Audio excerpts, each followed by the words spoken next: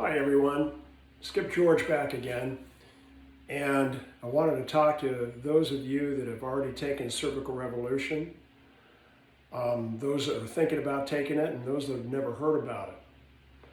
So I've spent the past couple years getting mentored by Ron Huruska and Mike Cantrell on how to teach Cervical Revolution. And if you've taken this course before, and especially if you've taken it 2 or 3 times and you feel a little battle scarred, well, so did I. And I took it a lot more times. So my job joining the Institute and learning how to teach Cervical Revolution is to break it down, hopefully, so a complex subject is a little more easy to understand. Now, for those of you, especially chiros, that have not been introduced to PRI, or cervical revolution, this is a different way of looking at the cervical spine. And within chiropractic, there's some great techniques. There's SOT, there's Blair upper cervical, HIO, NUCA, really cool stuff.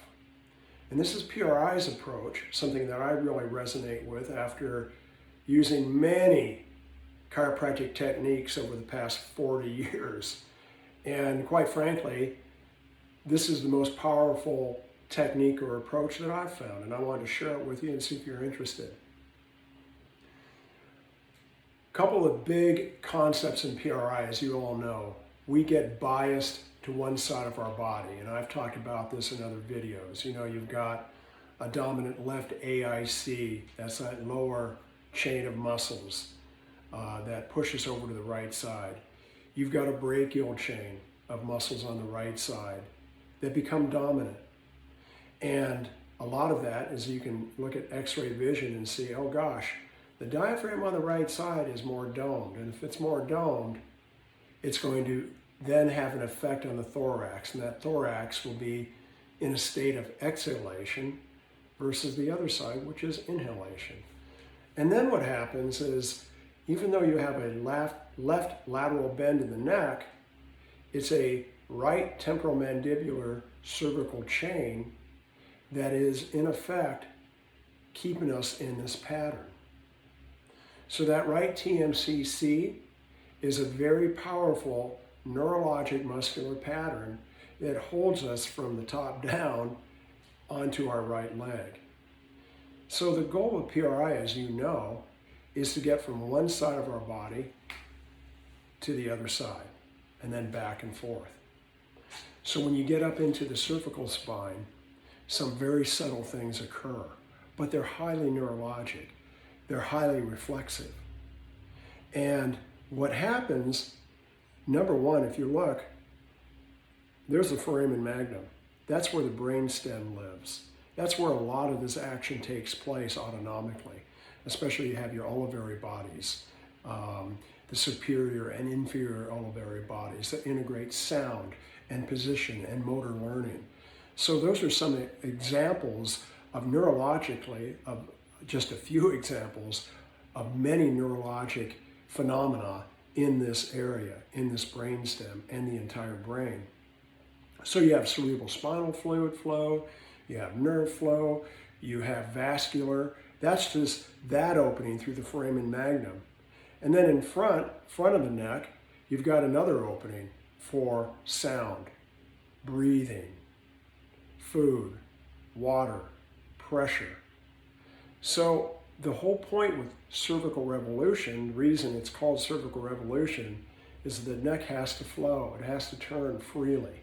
And if you have a reverse curve in your neck, if you have forward head posture, all those maladies we tend to have in modern day living, then you will have an inability to turn the neck freely. And you will have then a restriction of flow in both openings, the front opening, the trachea, and the esophagus, as well as the neurologic opening called a spinal canal. So I wanted to just give that overview and talk about what makes this course so important. Some of the basic concepts are, you know, you have 2 necks. It's like, really? 2 necks? Well, yeah. I mean, we've got 2 SCMs. You've got a right and a left occiput. You've got a right and a left atlas. And so I've mentioned before, we get stuck in these patterns and positions. For instance, in the pelvis, it might be, you could say, right AFAR, right AFIR, excuse me. And you would also find in the brachial chain, you would have a limitation of internal rotation on the right side of a humerus versus a glenoid. Okay, so that's another PRI test called HGIR. It's either positive or negative, and that will tell you what's going on with airflow in the chest wall. But then something else happens upstairs, up in the AO joint, the atlanto-occipital joint. We also get stuck in a pattern, and that atlas on the right side is actually pushing up on an occipital bone. Now this course is referenced in chiropractic journals, osteopathy, dentistry.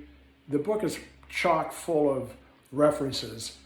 But the point is, having this ability to define a position, test for it, treat it, is something I think is groundbreaking. It's very 21st century in our thinking. So the right side then of this AO joint will be in a position called AO flexion. What that means is on that right side of the occipital bone is actually going into a flexed state relative to the atlas, okay?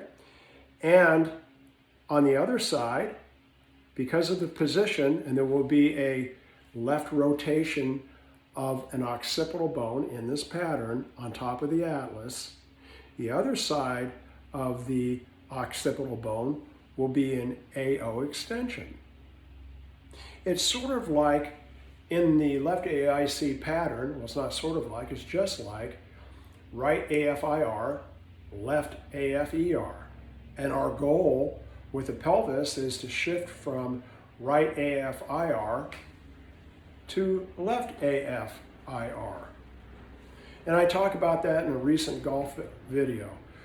But this is just as important and significant because you want to be able to go from a right AO flexion state and left AO extension state in the right TMCC pattern, shut the right TMCC down, called inhibition, activate the left TMCC, so you can now shift an atlas and an occipital bone to where you now have left AO flexion with right AO extension. I know that's a mouthful. And then being able to go back and forth, back and forth. See, there isn't very much movement of that A and that O relative to each other. But it's so highly neurologic. You've got the brainstem there. You've got all these autonomics. And so that little perception of the A coming up on the O and then shifting from one side to the other, where the A comes up on the O on the left side, then the right side, and left side, and then the right side. Again, that's another form of reciprocating and alternating. Now, what's really important about this is positions that we teach in cervical revolution is that if you don't have freedom of movement in a cervical spine, if you get stuck on one side, that one side won't let go, but the other side will start to activate.